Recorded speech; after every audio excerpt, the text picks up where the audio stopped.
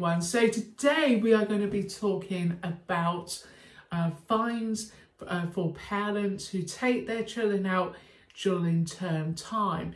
Now the government has risen the fine from £60 to like £80 per parent, and that's what we're going to be talking about today. So if you are interested, then do say. In this video, I shall be reading off the BBC website, as well as kind of sharing my personal views about this. So we know it's from £60 to £80 per parent, okay, and they want to do this as part of their driven, return level of attendance.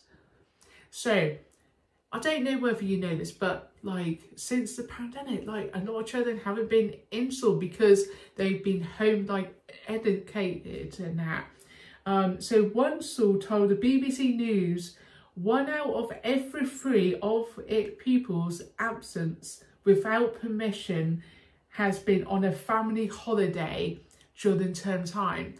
Now, for us, we always ask like whether we can get the form and stuff, and it's very important to do this, okay?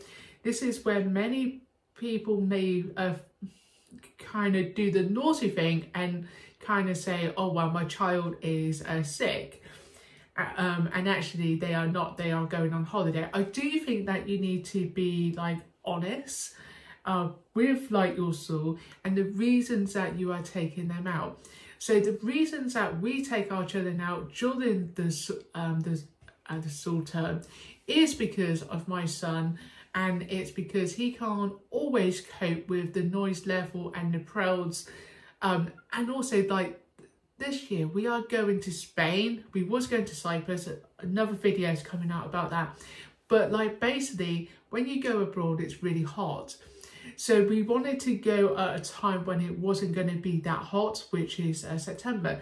Last year and all the other years, we have been away in September, and I've always filled in the form and put our reasons.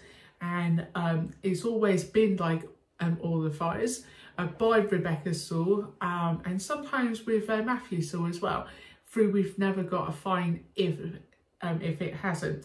Because what happens is that it goes to the school and it's up to kind of like a head teacher and that. So we've been quite lucky at this, last time around. And I think we will be hopefully this year. Now, is it right to keep on taking your children out of school for a holiday? I think if it's only once a year, then yes, it is. If it's kind of like all the time, which I doubt whether it would be, but if it's just once a year, I think it's absolutely fine. The head teacher union said fines were needed to avoid chaos in schools. What is that all about? Let's just read that again, shall we? A head teacher union said fines were needed to avoid chaos in schools. Local authorities currently have their own policies on issuing fines, so the likelihood of parents being fined depend on the school location.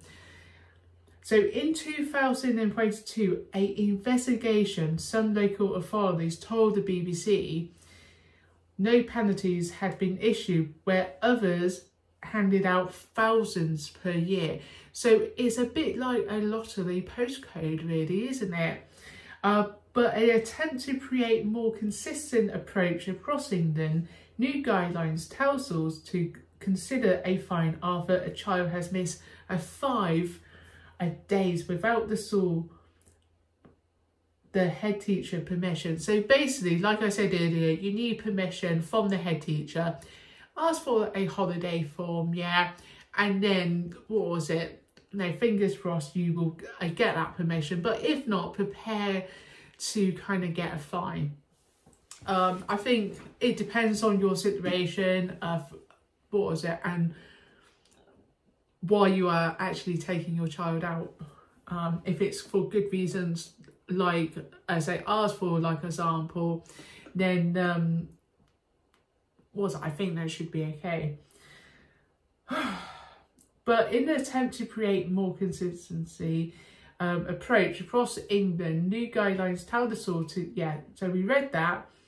And if parents fail to pay their fine within 21 days, it does double. So again, if you get a fine, just pay, the 100 and, no, it's going up to 80, so 160, isn't it? Head teacher will, retain some discretion over which cases to send to the council for potential fines and where support is needed. Educational Secretary Gillian told the BBC News most fines were unauthorised term time holidays. So again, they are punishing families who are probably on low incomes and that, or maybe have children with special needs. They are punishing those families and giving those fines. And that, I just want to talk just a moment, because I think we have to live in the real world. Not everyone can afford a holiday. And when you look at the summer holidays and how the holiday companies shoot, the prices are up, it's shocking. So, to go to Butlins like in term time is very low, and then it doubles or triples during the summer holidays. And I think that's a bit unfair, to be honest. So families with absence should first be offered support, but fines were an important option. And then it goes on a little bit. I will link this to the description so you can read this. But tougher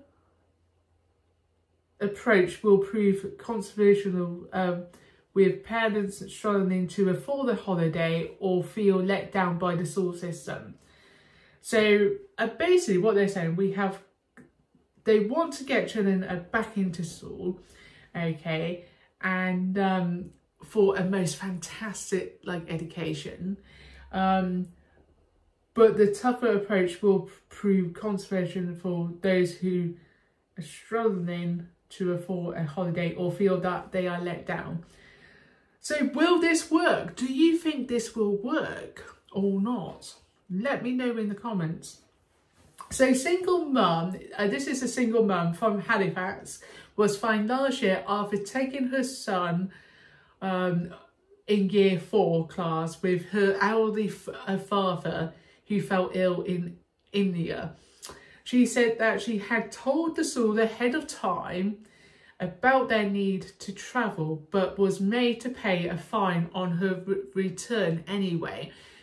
Now, I do think this is sad, because at the end of the day, if you got a bereavement or you've got someone who's not very well and that, and they live in another country and you need to go and see them, then surely, surely the school would approve that. So why didn't they? So it goes on. She gave up appealing against the fine, as it was kind of she was banging her head against a brick wall, basically. Sometimes you have to look after your family, especially when they are frail and old, she said. Parents get poorly when they get poorly. I can't tell them to only get ill during the summer or during the holidays. And that's, I can't believe a school would give this, family a fine over this. This is absolutely disgusting. And if you go on the internet and if you Google school fines, you will see that there are so many news articles on this. So she also felt especially let down because she regularly homeschooled her son on top of his normal schoolwork. So she will be fined for neglecting his education. So this is a shocking, it really, really is.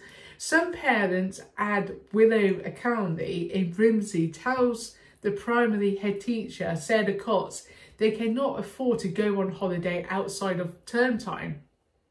Almost half of her pupils qualify for free school meals, about twice the national average. The school has a better than average attendance, which Miss Cox put down to the support offered to pupils and parents. So this is another parent. Let's see what's going on here.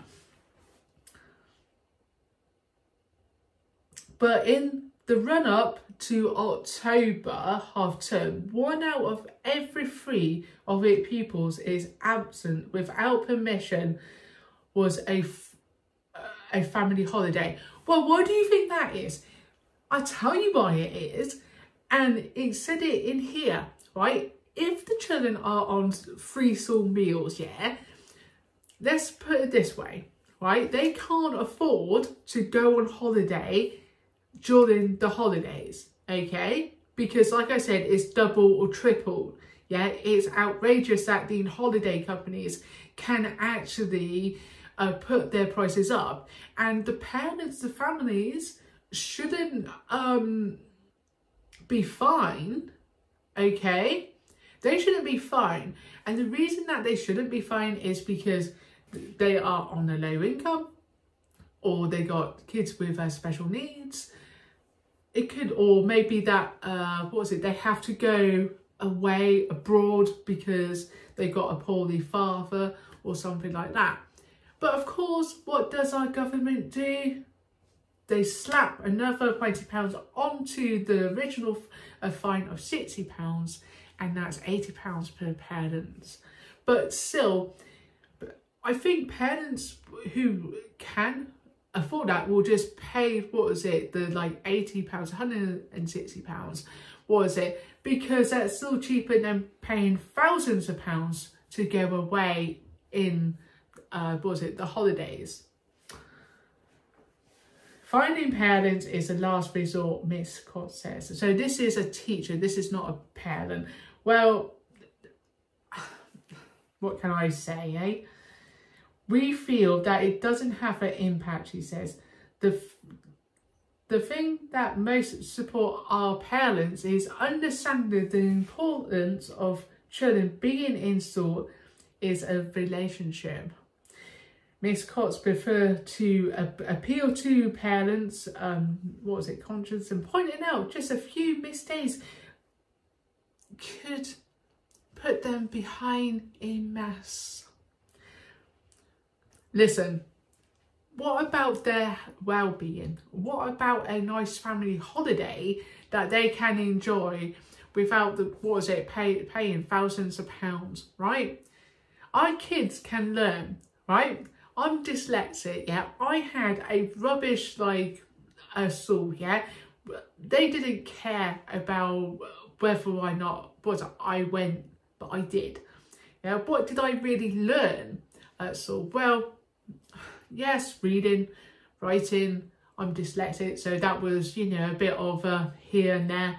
Maths, yeah, of course. But 1 to 7 days is not.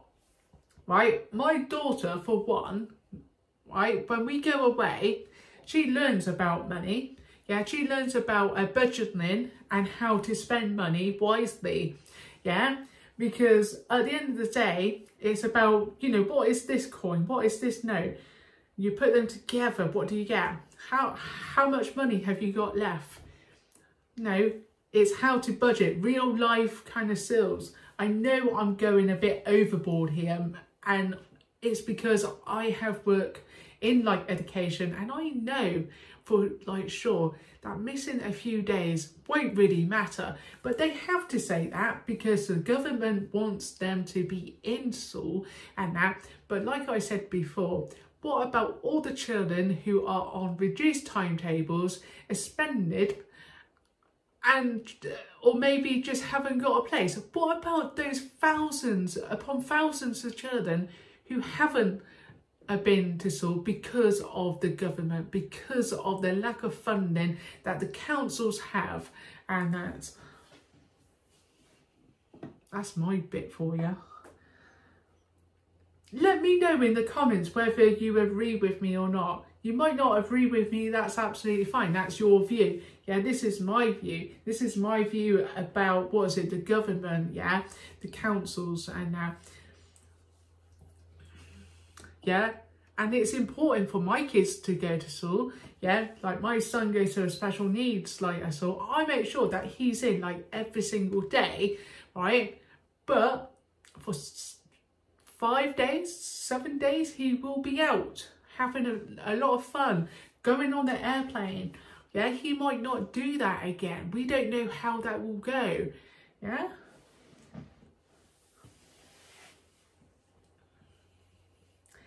So we read about Miss Cox. Now we're going to go on. At the Soft Play Centre in Yorkshire, Charlotte Williams, holding her 7-month-old son, said finding parents for taking term time holidays was awful because it might be the only time they can afford to go abroad. Asked about the loss of learning children taking term time holiday might face, she said, I actually think that they can do learning in other countries as well as educational and going away. And she's right, when you go away abroad, yeah, you have to learn things, yeah. You're learning a new culture, yeah, you're learning about, what was it, like when we go away, we will, you know, be speaking to like Spanish people and that, learning some words and stuff like that. Yeah, again, you can make it all about learning, yeah, because we don't just learn at school, we learn our whole life, okay? I'm still learning now, yeah? I can still pick up things, I can still learn about a lot of things. What I didn't learn at school, like if I choose to, I can learn it.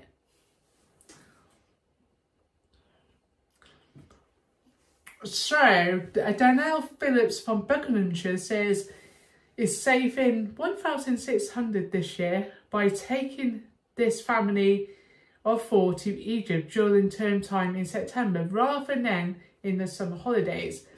He says increasing fines by £20 isn't going to deter people in the slightest. The root problem here is companies charging through the nose during the school holidays. It's unfair, he said.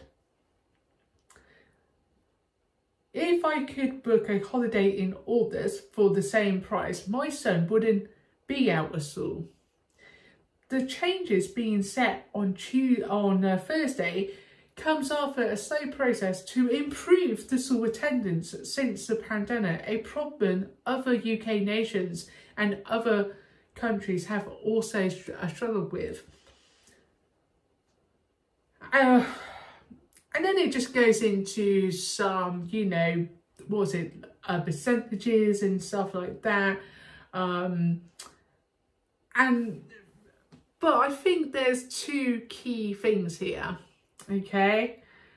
One, the holiday companies, they need to put their prices down and stop cash in when the school holidays, they have always been like that. And 2, the government needs to sort out everything else, like getting teachers, more specialist training, putting teaching assistants wages up and also giving them a lot more training, keeping the SEND kids in like mainstream schools and that, and not reducing their timetables, and supporting the families with this, and not saying, oh, you know, your daughter or son has been naughty today, they did this, blah, blah, blah. Instead of doing that, find a solution. So that's my take. It goes on to, you know, what was it? As I said, you know, they think it's going to be chaos in schools, so that's why. How ridiculous. It's chaos in schools anyway. I work as a lunchtime assistant. It's chaos.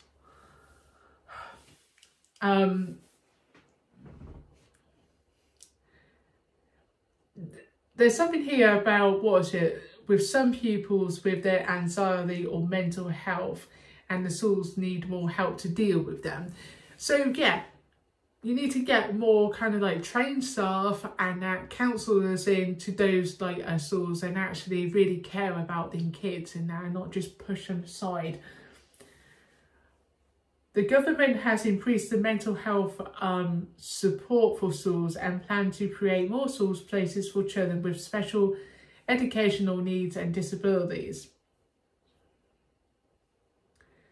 So what's that? More special schools or more spaces in mainstream school where they are overcrowded with autistic kids with SEN and they haven't got enough like stuff. I'm kind of moving away from the fines now, but it all comes in together.